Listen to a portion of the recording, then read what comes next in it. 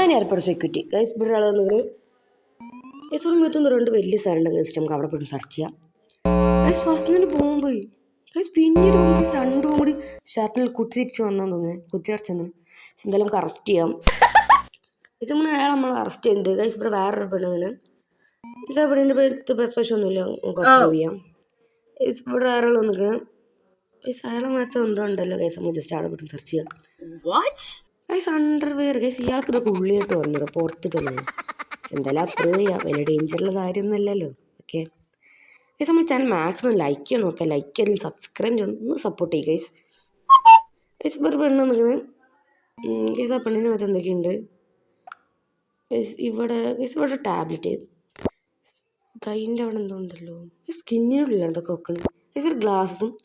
2 വലിയ ഡേഞ്ചറുള്ള കാര്യങ്ങളാണ് നമുക്കൊന്ന് അപ്രൂവ് ചെയ്യാം